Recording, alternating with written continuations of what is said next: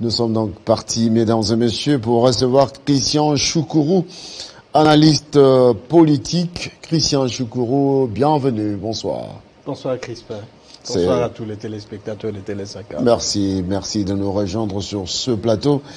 Christian Choukourou, analyste politique, internationaliste. Plusieurs fois, nous vous avons reçu sur ce plateau des Télé 50. Cette semaine, nous avons assisté au retour au pays du chef de l'État, Félix Antoine Tshisekedi et Tshilombo. Eh bien, comment avez-vous analysé ces retours du chef de l'État après quelques pépins sanitaires? Un retour qui redonne encore de l'espoir, parce que le président Félix Tshisekedi doit continuer et finir ce qu'il a commencé. Et nous pensons personnellement qu'il constitue l'espoir de tout un peuple et qu'il doit travailler dur. Nous avons besoin qu'il soit toujours en bonne santé pour continuer à implémenter sa politique dans l'objectif principal d'améliorer les conditions de vie de notre population, mais aussi de faire de ces pays un Congo debout, pas un Congo qui est toujours à genoux devant n'importe quel aventurier de la région. Voilà, très bien. Cette fois-ci, nous allons partir à l'Assemblée nationale pour aborder cette actualité révision constitutionnelle. L'Assemblée nationale a été saisie ce vendredi à travers une pétition initiée par les collectifs de députés nationaux qui sont favorables au débat sur la révision de la Constitution. Alors, Christian Choukourou, votre analyse? Mon analyse est que la révision d'une constitution partout dans le monde n'a jamais été quelque chose de fatal. Une constitution est faite justement pour gouverner, pour permettre aux gouvernants d'exercer le pouvoir régalien avec comme objectif principal améliorer les conditions de vie de la population.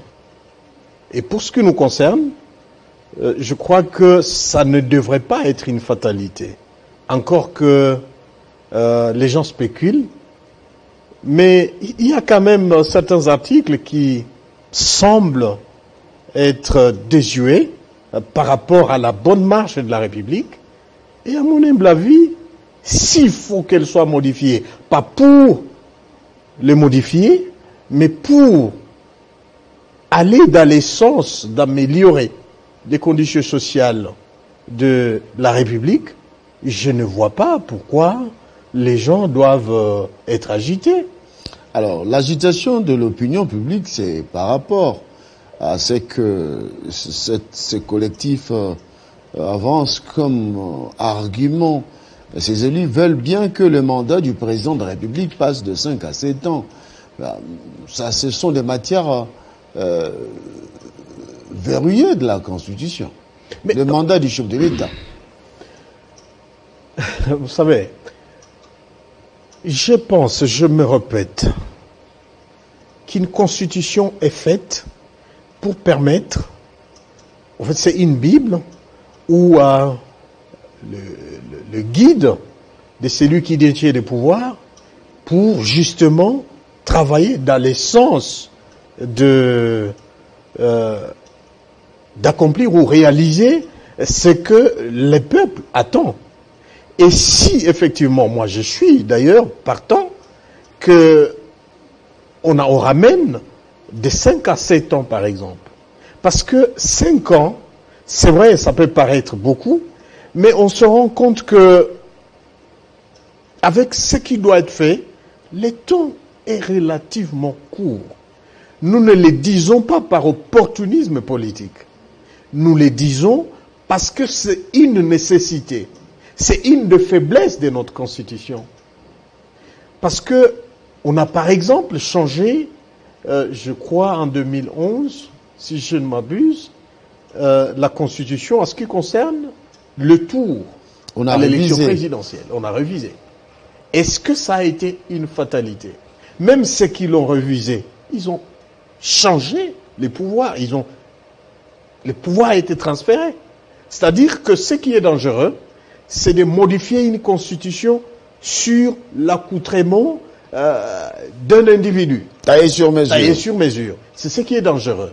Mais si c'est pour poursuivre un objectif allant dans les sens du bien-être de tous, je ne trouve pas d'inconvénient. Par exemple, moi personnellement, je n'accepterai pas qu'on modifie la Constitution pour que le président soit élu au suffrage universel indirect. Personnellement, je trouve par les grands électeurs. Dangereux. Par les députés, par exemple. Je trouve cela comme dangereux. Avec... c'est envisagé? Je n'ai pas connaissance à cela, mais je donne mon point de vue par rapport à ce que moi, je ne supporterai pas comme modification de la Constitution. Mais il y a certaines modifications, en tout cas, qui peuvent permettre à ce que la Constitution soit adaptée aux réalités du moment et qui constitue en ce moment un frein à celui qui exerce le pouvoir de pouvoir justement aller dans ce qu'il peut faire pour améliorer les conditions de vie des populations. Changer une constitution, modifier la constitution peut être un élément changeant des conditions sociales de la population. Oui, je pense. Comment ça? Je pense par exemple, il y a des programmes, il y a un programme que, vous savez, le président de la République a 3 ans maintenant comme président de la République, depuis 2019. Et il est en train de poser les bases, les fondements d'une gouvernance permettant justement ou poursuivant l'amélioration des conditions de vie de la population. Mais imaginez-vous qu'en moins de déjà il faut enlever 2 ans, parce que l'année 2022 ou 22 c'est pratiquement préélectoral.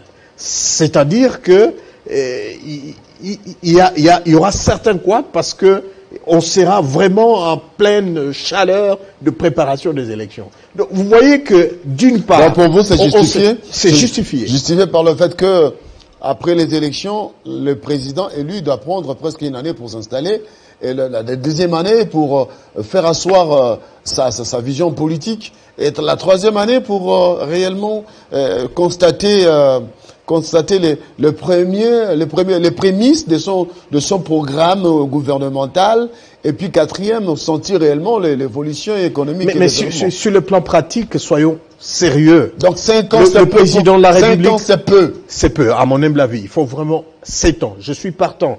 Imaginez-vous, soyons pratiques dans ce que le président de la République, Félix Tshisekedi, a trouvé. Il trouve une majorité phagocytée, phagocytée, qui le bloque. Nous allons de tiraillement en tiraillement, une année et demie, 2 ans, et puis c'est pratiquement maintenant qu'il peut se dire, mais ça ne va pas se répéter, ça ne va pas se répéter tout le mandat. Non, vous savez, le problème, ce n'est pas faire les choses parce que ce Félix Tshisekedi, 2018, il faut le faire parce que après 2018 ne sera pas 2023 en termes d'alliance politique.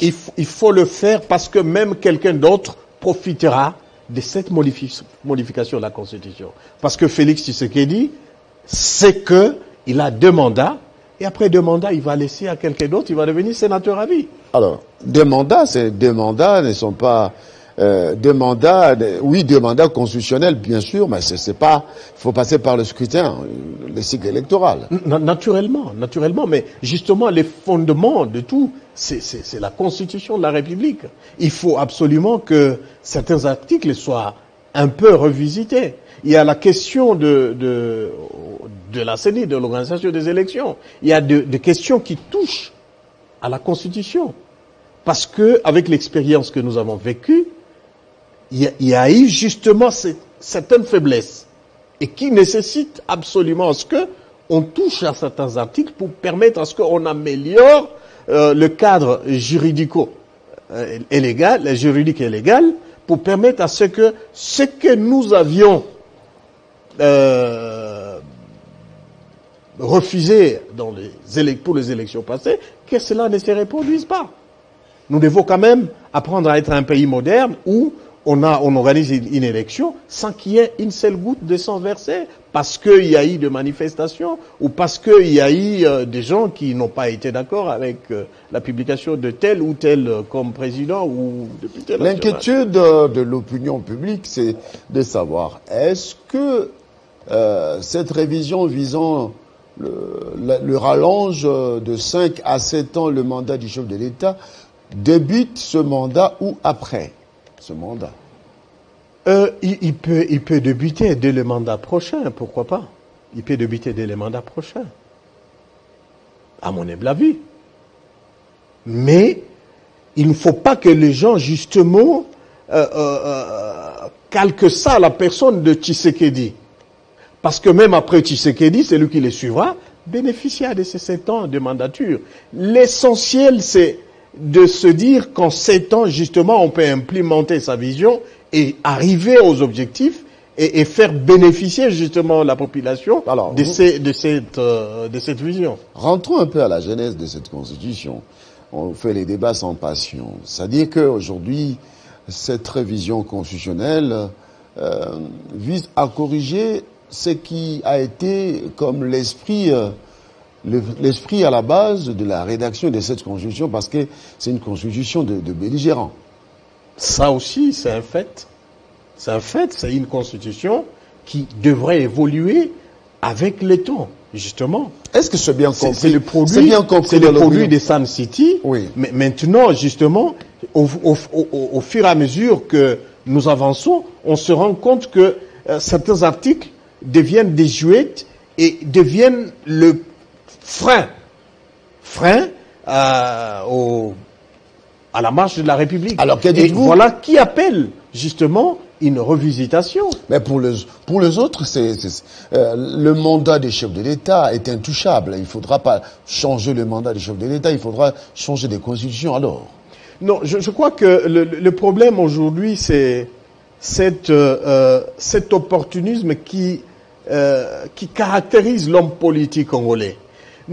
Lorsque nous parlons République, chacun voit des calculs comment il va se... Non, il faut que nous puissions quitter justement ces considérations. Quand on parle de la modification, il doit y avoir un consensus automatique. Pas consensus simplement parce que on doit parler des postes. Mais oui, en politique... On doit parler consensus les pour politiques... aller vers le bien-être collectif. Oui, mais Christian Chikoro, les politiques sont des hommes intelligents. On ne peut pas accepter, ils ne voudront pas accepter une situation défaite. C'est-à-dire, oui, on présente un projet, nous l'acceptons, mais les sous-entendus, c'est quoi? Mais je vous ai cité un cas, sous le règne du président Kabila, on a modifié la Constitution d'un tour à 2 tours. Ça n'a pas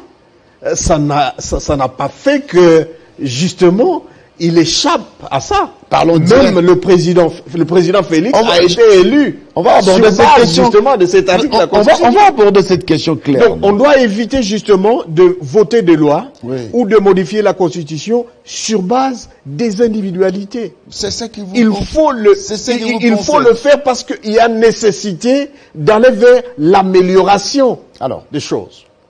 Votre affirmation. Oui. Mais pour ceux qui voient, qui lisent entre les lignes, ils disent, ben oui, tu sais qu'il dit, président de la République, voilà, étant sûr de son deuxième mandat, il voudrait bien prolonger de 7 ans pour grignoter encore les 2 ans de suite. Voilà, rester un peu plus longtemps au pouvoir, comme ça, au lieu des 10, il en fera 12. Non, je ne crois pas, que ce soit le cas. Et encore mais il faut avouer aussi que il y a 2 ans qu'on a perdu, comme ça, à cause des intérêts. Alors, comme on a perdu les 2 ans, il faut en récupérer je ne dis pas. Par la révision constitutionnelle? Je ne dis pas que ce soit pour cette raison, justement, qu'on rallonge. Non. Il faut le faire selon les règles de l'art. Le président Félix doit terminer son mandat de 5 ans, et s'il y a justement modification autour de la mandature de 5 à 7 ans, ça peut se faire au mandat prochain. Et je sais qu'il sera réélu. À ce moment-là, il peut profiter de cet c'est non dit. Comme ça, les fondements déjà posés par sa vision, par son autorité, nous pouvons maintenant commencer à vivre le fruit justement de cette vision dans la mandature suivante. Nous analysons la vie politique en RDC. Oui, les élections 2023, est-ce que la CENI pourra, vous êtes un homme très averti, est-ce que la CENI aura les moyens de sa politique pour l'organisation des élections dans les délais constitutionnels? Sinon, est-ce que cela va impacter la vie politique avec un dialogue politique qui aboutira à un gouvernement d'union nationale, c'est-à-dire rallonge de quelques années? Et si l'Assemblée nationale aurait déjà voté la révision constitutionnelle accordant 2 ans de plus au mandat du chef de l'État, c'est-à-dire nous sommes partis pour combien d'années au pouvoir du chef de l'État? Non, ne faisons pas d'amalgame. Ne faisons pas d'amalgame. Nous sommes dans l'analyse. Oui, c'est une analyse et il y a un problème réel qu'il y a. Et je pense que, Congolais, nous devons avoir la grandeur. Face à nos difficultés, cette grandeur peut nous permettre justement de surmonter n'importe quelle difficulté. Effectivement, nous sommes en face d'un problème. Le problème, c'est que moi, personnellement, je ne vois pas la CENI organiser les élections dans les délais. C'est un sujet tabou actuellement. Mais je crois encore une fois qu'il faut que un consensus national soit trouvé. Le problème, c'est que devant nos problèmes, le politicien n'a jamais cherché solution au problème.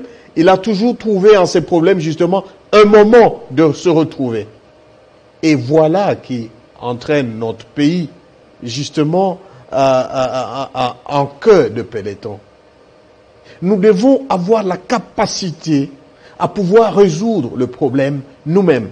Il ne faudrait pas attendre que Eden Kodjo revienne, paix à son âme, ou quelqu'un d'autre, je sais pas moi, de quelle nation, pour venir dire, écoutez, voilà, chers Congolais, maintenant nous pensons que 2023, il n'y aura pas élection, mettons-nous autour d'une table, et vous voyez chacun aller dans son QG pour commencer à exiger, nous, moi c'est la primature, moi c'est ça, moi. Non, il faut qu'on dépasse cela.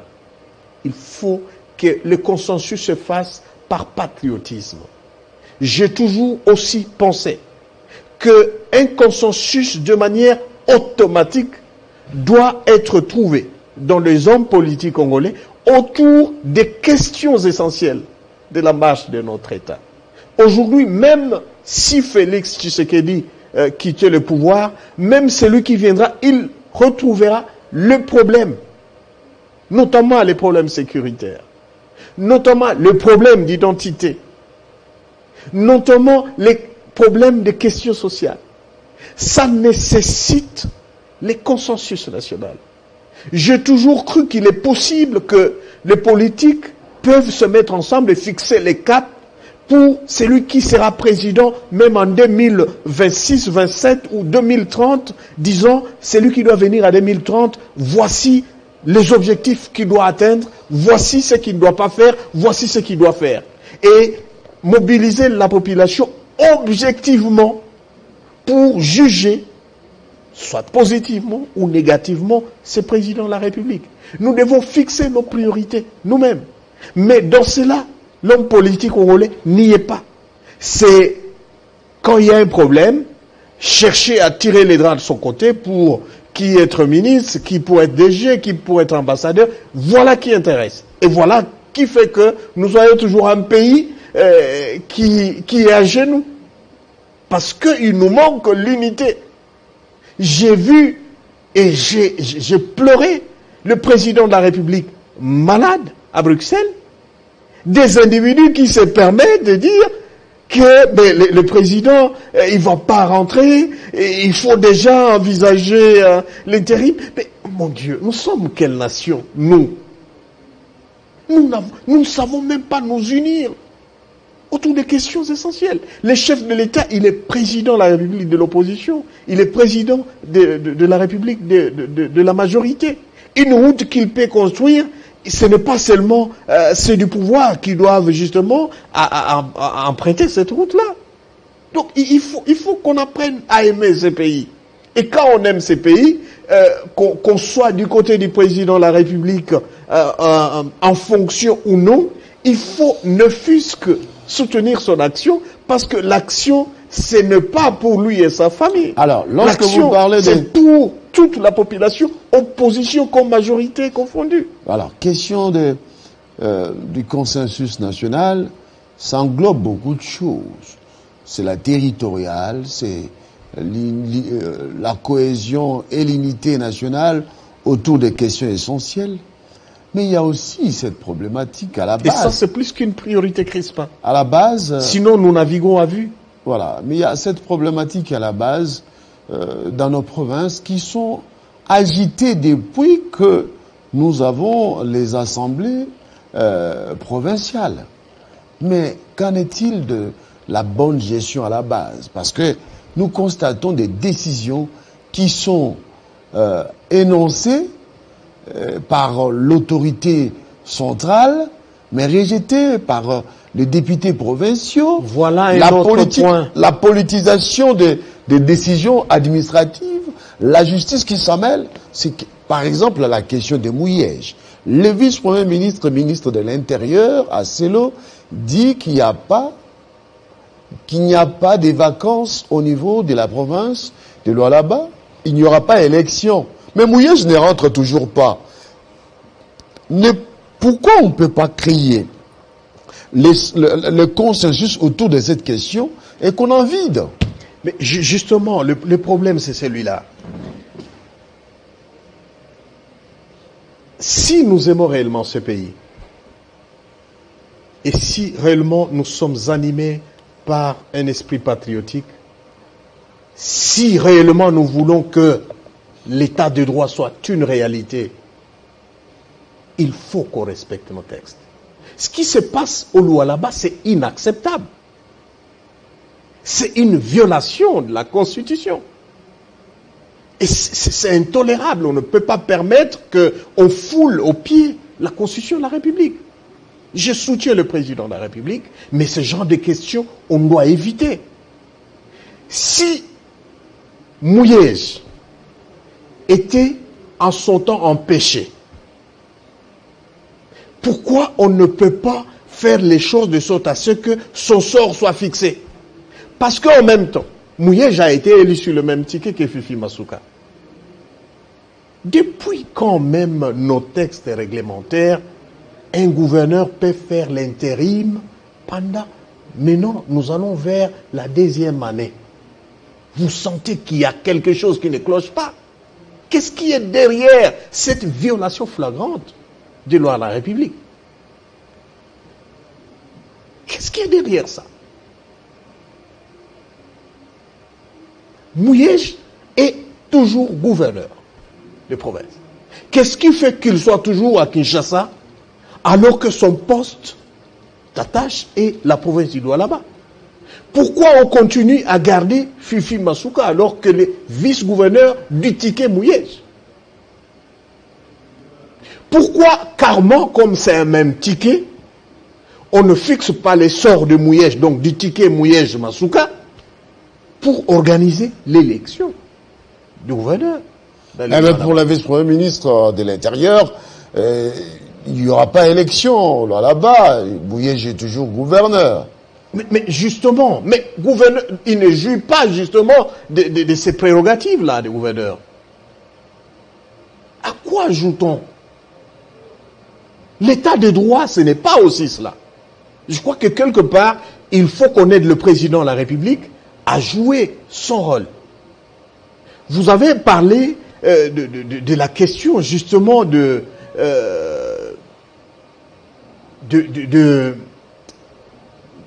la problématique de la gestion de nos provinces. Voilà qui appelle justement la modification de la Constitution. Moi, personnellement, je pense que le gouverneur ne doit plus être élu par les députés provinciaux. Je pense personnellement que dans la modification de la Constitution, il faut qu'on dise clairement que les gouverneurs sont élus aussi au suffrage universel direct. Alors, mais parmi les éléments, éléments qui sont énumérés dans la pétition du collectif de députés nationaux qui sont favorables à la révision constitutionnelle, on demande aussi la suppression du Sénat. La suppression du Sénat entraînerait aussi la suppression des assemblées provinciales. Mais non, je ne pense pas. Je crois que les Sénats devraient rester pour peut-être. Pourquoi Peut-être jouer la coordination. Comme le Sénat est l'émanation de province, les Sénats devraient rester, mais jouer la coordination pour se rassurer que le gouverneur joue réellement leur rôle. Parce qu'aujourd'hui, qu'on renforce le pouvoir du Sénat. Absolument. Parce que imaginez simplement, aujourd'hui, le gouverneur est élu sur un programme farfelu qu'il présente à des gens. Vous savez comment ça s'est fait. Il faut en même temps corrompre qui ici, qui là-bas. D'accord? Et une fois qu'il est élu, il joue à l'escroquerie. Le programme, il ne l'applique même pas. Vous entendez des détournements, et s'il a la malchance, en mi-mandat, il peut être défenestré, mais sans être suivi. Il part milliardaire, et puis c'est tout. Il suffit seulement que son parti politique ou son regroupement le couvre, c'est tout. Comment on doit continuer à accompagner justement cette prédation qui ne dit pas son nom, alors qu'il y a lieu d'améliorer? Je crois que le gouverneur peut être élu au suffrage universel direct, mais assurer une certaine coordination. Assurer une certaine coordination au niveau soit de l'institution président de la République, ou au niveau du Sénat, ou soit au niveau du ministère de l'Intérieur, mais là ça a montré des faiblesses, et c'est rassurer effectivement que le gouverneur élu implémente le programme pour lequel il a été voté ou élu. En ce moment-là, on peut dire que les élections ont apporté les développements. Mais aller dans nos provinces, depuis qu'on a commencé avec les élections, c'est la même chose, rien n'a changé. Aller identifier les routes qui ont été construites par les exécutifs provinciaux, mais il n'y a rien. C'est quasi vide, il n'y a rien. Mais il n'y a que le gouverneur et les états-majors politiques, le parti politique, qui s'enrichissent derrière les provinces. Et comme ce sont les partis qui dirigent, encore une fois, ben écoute, la population est laissée, il est laissé pour compte. Toutes les provinces, allez regarder. Et rien ne bouge. Rien alors rien. Même au Lualaba. Mais le Lualaba, il faut le dire, mais qu'est-ce qui bouge dans le Lualaba? Qu'est-ce qui bouge dans le Lualaba? Parce qu'il y a toujours des pleurs. Évidemment, il y a des provinces de catégorie A, B, C. Et le Lualaba n'a pas le même moyen que le Haut-Ouélé. Ou le Haut-Ouélé n'a pas le même moyen que le Congo central, ici à côté. Ou le Congo central n'a pas les mêmes moyens que le Kwango. Voyez-vous? Donc chaque problème a des problèmes particuliers, mais ces problèmes, depuis des décennies, sont les mêmes. Rien n'a bougé. Allons trouver l'erreur. Trouvez où se trouvent les problèmes. Les problèmes, c'est au niveau de la gouvernance. Et la gouvernance, c'est ici, à Kinshasa. Tout se fait, tout cet argent des provinces, c'est consommé à 90% ici. Malheureusement. Et allez voir les populations croupissent dans la misère noire. La rétrocession des 40% n'arrive toujours pas. Mais ça n'arrive toujours pas. Les seules provinces qui essaient de se retrouver, ce sont les provinces minières, qui essaient de se débrouiller avec ce qu'on appelle la redevance minière. Mais toutes les provinces de la République ne sont pas minières. Il y a des provinces qui ont une vocation agricole, qui n'ont besoin que de routes pour démarrer. Mais qui va construire ces routes? Le gouverneur de province, je ne pense pas. Parce que le gouverneur de province, quand il est placé là, il est sous le dictat de son parti politique, de son autorité morale ou son autorité de référence. C'est-à-dire le président de la République, lui-même, c'est comme s'il fait cadeau Parce que en même temps, ce sont ces partis politiques qui permettent au président de la République d'avoir une majorité pour pouvoir gouverner. Donc à ce moment-là, il ferme les yeux. Voilà ces incohérences qui font que, effectivement, il faut qu'on essaie de revoir certains articles de la Constitution pour permettre au président de la République de jouer pleinement son rôle. Pas pour le fabriquer comme dictateur, mais pour le permettre justement d'avoir tout le mécanisme possible qui peuvent permettre justement à booster le développement à la base.